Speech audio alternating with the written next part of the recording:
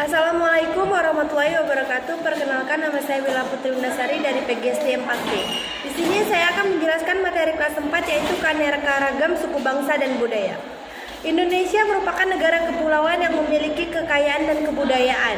Ada ras, suku bangsa, kepercayaan, agama, bahasa daerah, dan masih banyak lagi. Walaupun memiliki kekayaan budaya Indonesia yang berbeda-beda, tetapi Indonesia tetaplah sesuai dengan semboyannya, yaitu Bhinneka Tunggal Ika. Bhinneka Tunggal Ika sendiri memiliki arti meskipun berbeda-beda tetapi tetap satu jua.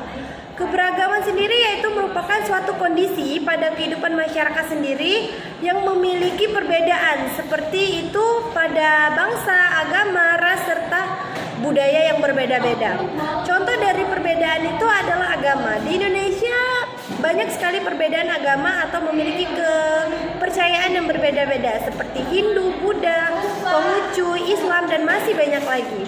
Tetapi Indonesia adalah negara yang merupakan memiliki perbedaan dan harus saling menghormati antar agama atau keragaman agama tersebut.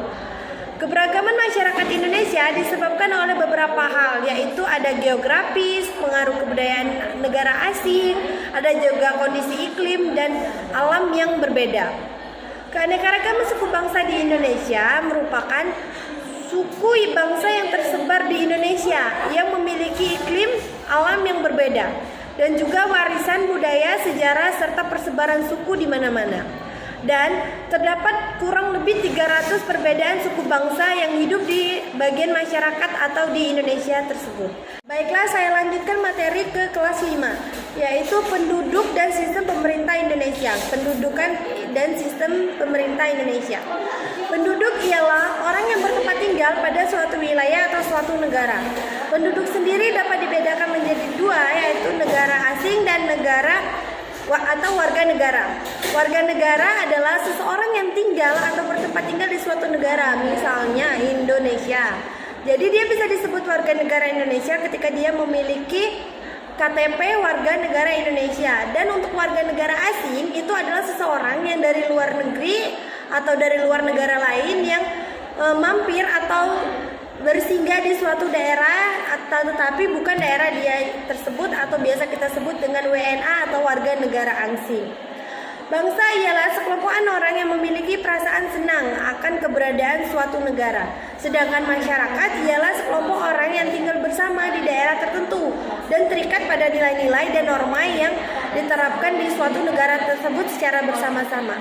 Sistem pemerintahan Indonesia sendiri adalah presidensial, bentuk negaranya kesatuan, bentuk pemerintahnya republik, dan sistem pemerintahnya itu yaitu presidensial. Untuk konstitusinya itu yaitu UUD 1945, dan sistem ketetapannya kepada kepala pemerintah itu jatuh kepada presiden, dinamakan sistem pemerintahan presidensial yang memegang kekuasaan tertinggi negara di bawah pengawasan Majelis Permusyawaratan Rakyat.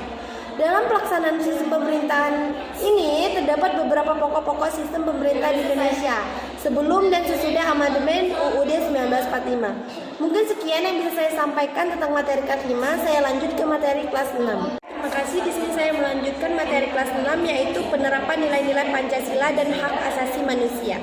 Untuk Pancasila sendiri itu memiliki nilai-nilai dasar. Pancasila adalah yang pertama ada ketuhanan yang Maha Esa, yang kedua ada kemanusiaan yang adil dan beradab, yang ketiga ada persatuan Indonesia, yang keempat ada kerakyatan yang dipimpin oleh hikmah kebijaksanaan dalam permusyawaratan perwakilan, dan yang kelima ada keadilan sosial bagi seluruh rakyat Indonesia.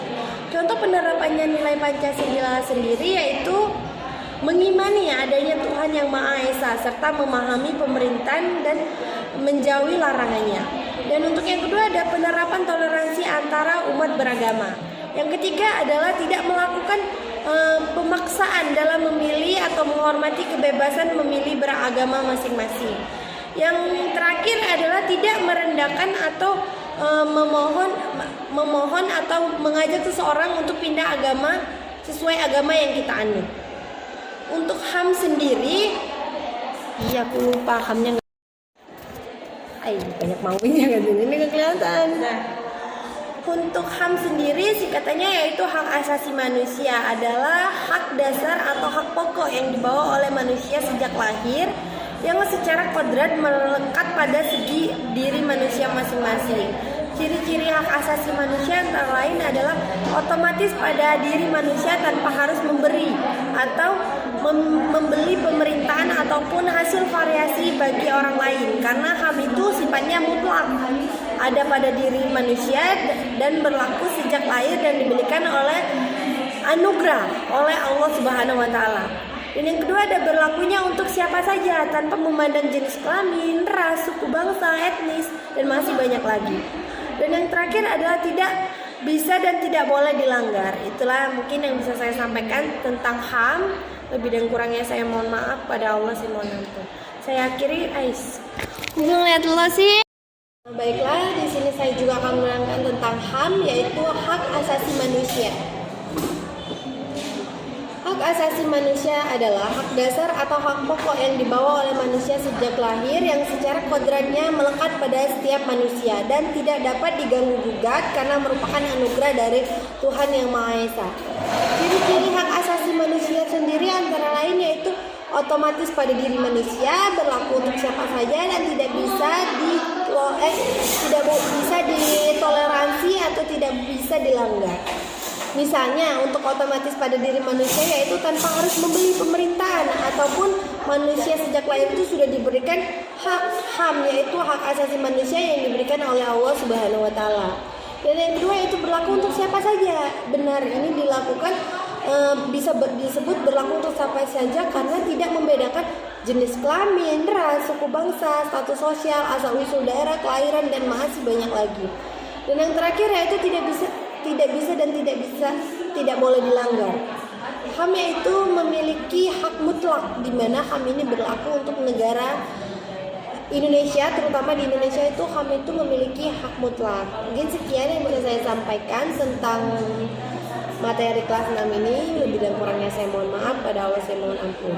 Saya akhiri tentang penyelesaian ini. Wassalamualaikum warahmatullahi wabarakatuh.